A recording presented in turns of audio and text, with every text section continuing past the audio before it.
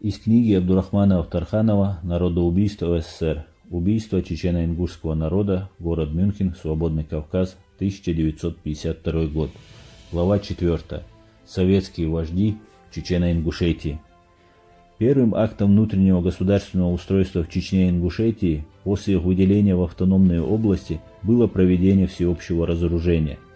Советы не только отбирают наличное оружие, но и обкладывают каждый дом заданием сдать по одному огнестрельному оружию.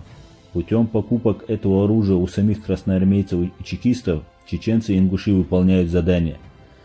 Само разоружение, вполне нормальное для мирного времени, было истолковано народом как акт предстоящих репрессий и как предлог лишить их тех прав, которые существовали еще со времени принятия шариатской конституции.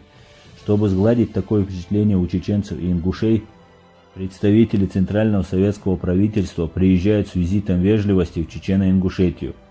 Председатель ЦИК СССР Калинин объезжает ряд аулов, в которых произносит пропагандистские речи о чечено-советской дружбе. Смотреть Калинин за эти годы, Москва, 1923 год. В том же 1925 году приезжает наследник Ленина, председатель Совнаркома Рыков и народный комиссар по иностранным делам Чичерин.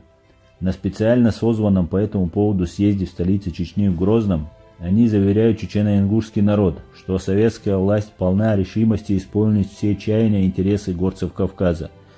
Рыков заявляет, что эпоха национального гнета навеки миновала, и отныне свободолюбивые героические горцы будут знать только счастье и процветание.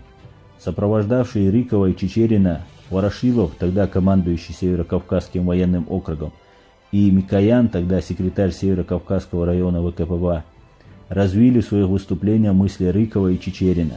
Позднее приехал Бухарин и народный комиссар по просвещению Луначарский. В блестящих пропагандистских речах и они вознесли до небес добродетели кавказских народов и незыблемость дружбы народов СССР. Они заявили, что советская власть была призвана самой историей, чтобы спасти горские народы.